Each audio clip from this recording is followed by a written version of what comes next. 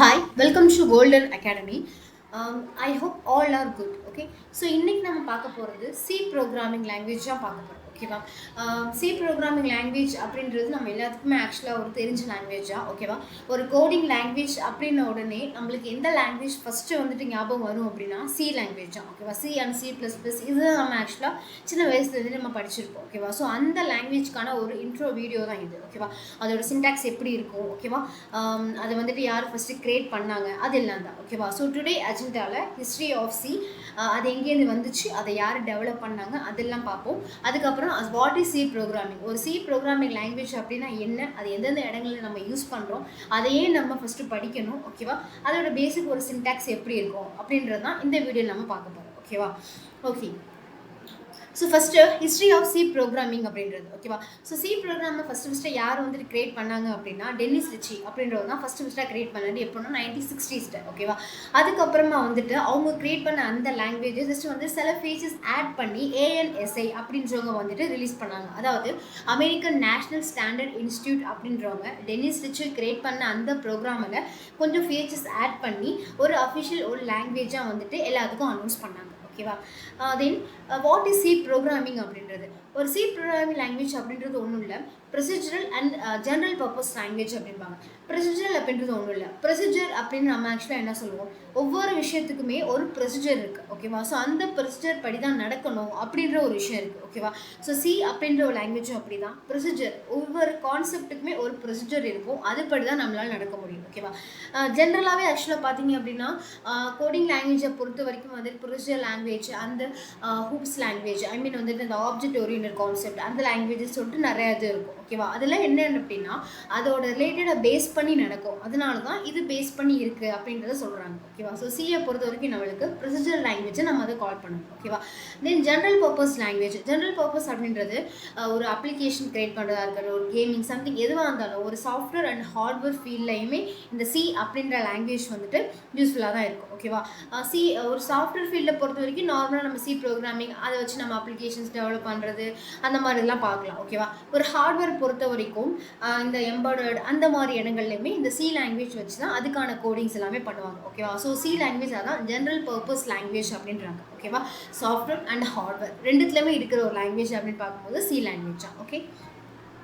Okay, C language வந்துட்டு அந்த operating system அப்படிம்பாங்க. ஓகேவா? ஸோ யூனிக்ஸ் அந்த மாதிரி ஆப்ரேட்டிங் சிஸ்டம்லேயும் வந்துட்டு என்ன இருக்குது அப்படின்னா சி லாங்குவேஜஸ் யூஸ் பண்ணி வந்துட்டு அதை ரெடி பண்ணியிருப்பாங்க. ஓகேவா? தென் சி லாங்குவேஜ் அப்படின்றது ஒரு ஃபாஸ்ட், அதாவது நம்ம ஜஸ்ட்டு வந்து ரன் பண்ணுறோம், ஒரு கோடிங் கொடுக்குறோம் அப்படிங்கும்போது அதை எப்படி அதை அக்செப்ட் பண்ணிக்கோ அப்படின்னா அதோட இது வந்துட்டு ரொம்ப ஸ்பீடாக இருக்கும். ஓகேவா? பர்ஃபார்மிங் ரொம்ப ஸ்பீடாக இருக்கும்.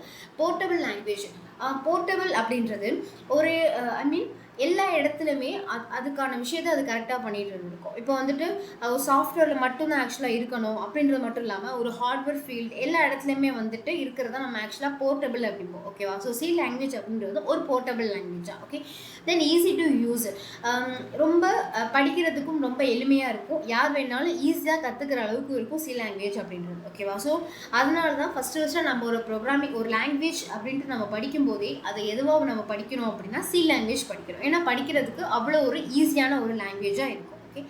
ஓகே, ஸோ இதுதான் சி லாங்குவேஜோட ஒரு இது. ஃபாஸ்ட் அண்ட் எஃபிஷியண்ட்டாக இருக்கும்.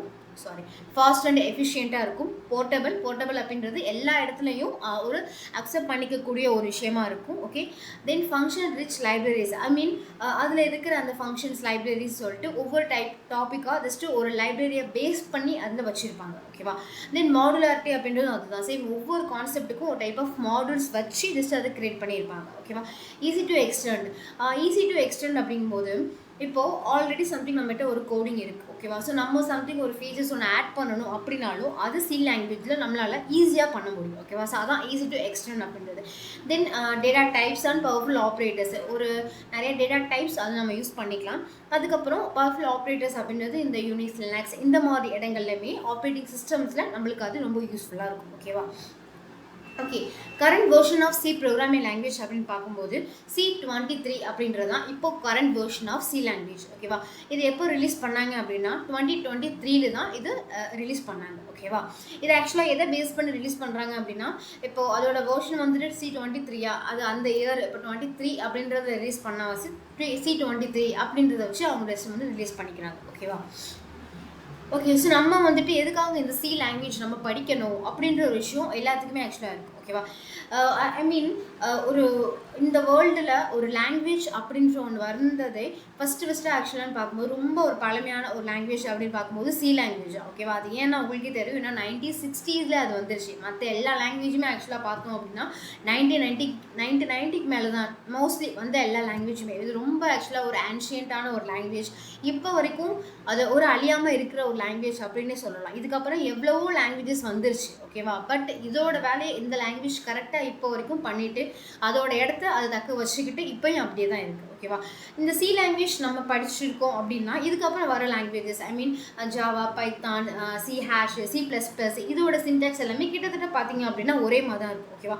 ஸோ இந்த பேஸ் லாங்குவேஜை நம்ம ஈஸியாக படிச்சிட்டோம் அப்படின்னா இதுக்கப்புறம் வர இந்த மாதிரி எல்லா லாங்குவேஜுமே நம்ம ஈஸியாக வந்து என்ன பண்ணிக்கலாம் அப்படின்னா தெரிஞ்சு ஈஸியாக வந்துட்டு படிச்சுக்கலாம். ஓகேவா? ஸோ மற்ற லாங்குவேஜை ஈஸியாக புரிஞ்சுக்கிறதுக்கு இந்த லாங்குவேஜாக ஒரு பேஸ் லாங்குவேஜாகவும் இருக்குது. Okay, okay, syntax of C programming அப்படின்னு பார்க்கும்போது இதுதான் சி ப்ரோக்ராமோட சின்டாக்ஸ். ஓகேவா?